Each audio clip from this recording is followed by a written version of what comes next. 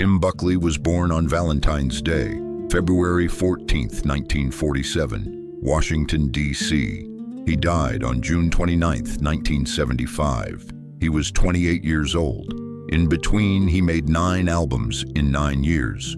Folk, jazz, avant-garde, funk, soul. Each record so different from the last that his audience gave up on him one album at a time. He had a voice that could do things very few human voices can do. A 5-octave range. Something in it that went past technique into something that cannot be taught or learned.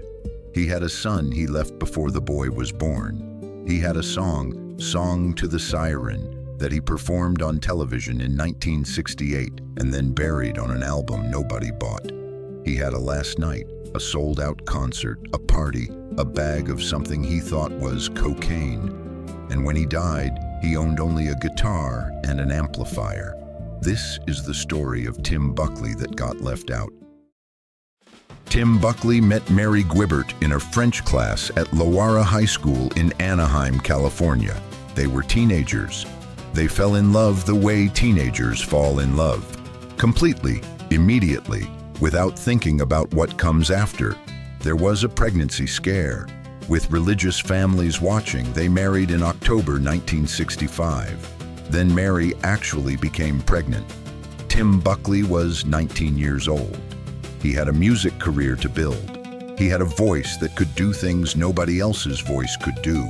He had clubs to play and records to make and a world that was about to change. He left. The exact moment is disputed. Some accounts say he left when Jeff was 6 months old. Historical records suggest he drove to New York with his girlfriend before Jeff was even born. The divorce was finalized a month before Jeff came into the world. On November 17, 1966, Jeffrey Scott Buckley was born in Anaheim, California. His father was not there. Jeff grew up as Scotty Moorhead, taking his stepfather's name. He knew who his biological father was. He could hear it in old recordings. The same voice, the same extraordinary range. Something that ran in the blood whether he wanted it to or not.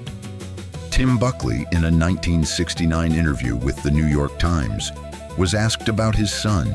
He said, "Yeah, Jeffrey, great kid." That was it, the full comment. 2 years old, and that was all his father had to say. Jeff met Tim once. He was around 8 years old. He spent a handful of days with his father, the only time they would ever be in the same room. Tim Buckley died 2 months later. Jeff was not invited to the funeral. He said later that not being invited gnawed at him for the rest of his life. Tim Buckley said of his 2-year-old son, "Yeah, Jeffrey, great kid." That was the full extent of what he said publicly about his son. What do you think that silence costs a child? Tim Buckley's debut album came out in 1966. He was 19 years old. It was a folk record, gentle, beautiful, the sound of someone who had listened to too much Bob Dylan and not enough of his own instincts. But already there was something in the voice that stopped people, something that didn't belong to folk music or any other category, a range that seemed physically impossible, a quality of feeling that went somewhere ordinary technique doesn't go. In 1967, he wrote a song with his lyricist Larry Beckett called Song to the Siren. He performed it in 1968 on the final episode of the Monkees television series, in front of millions of viewers. Nobody noticed. He buried the song on his 1970 album Starsailor, the most experimental, the most difficult, the most extraordinary record of his career.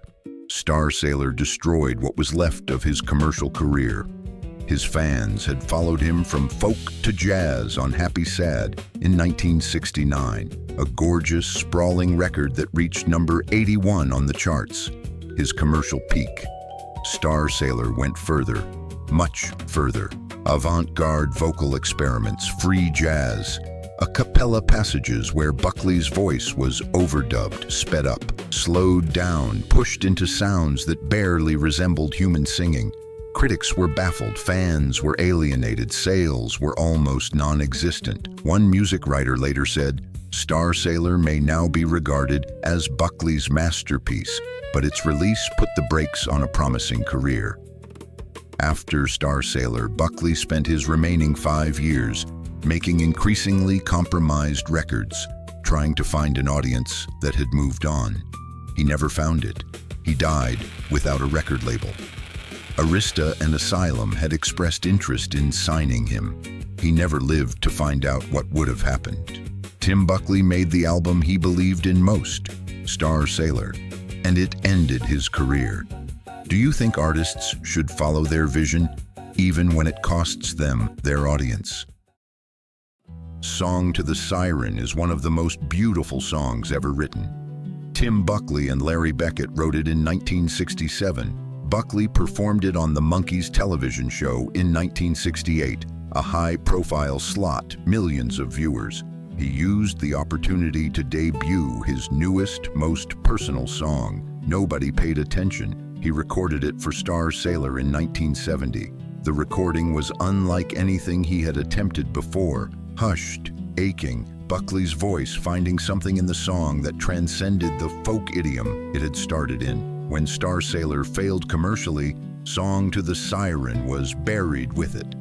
Tim Buckley died in 1975. The song died with him, or so it seemed.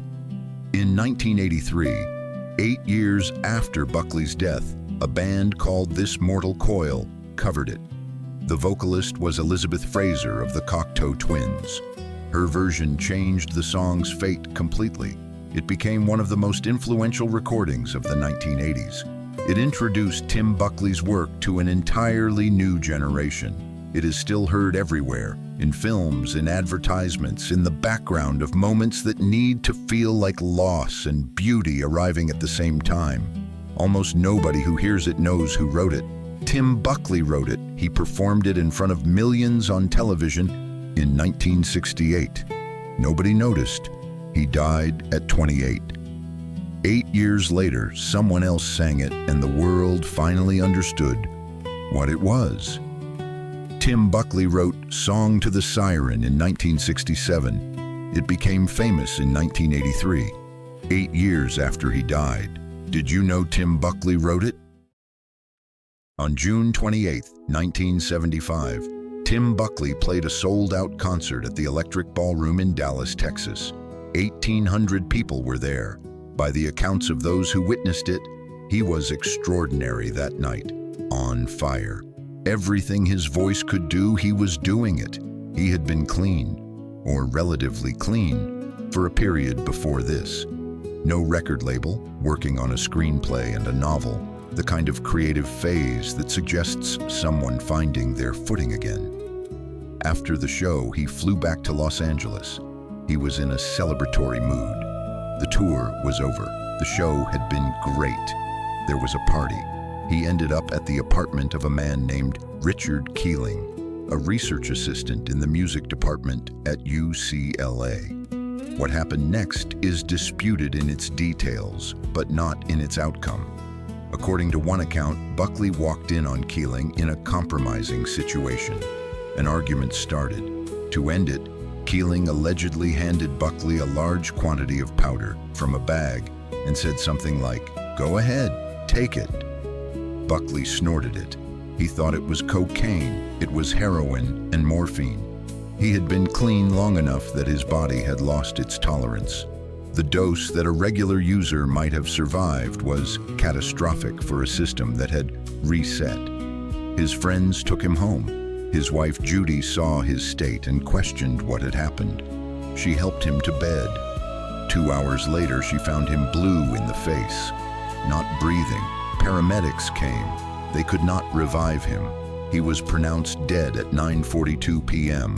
on June 29, 1975. He was 28 years old.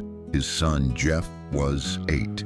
Tim Buckley played his greatest show the night before he died. 1,800 people in Dallas. Nobody knew it was the last one. Does knowing that change the way you think about any of his music?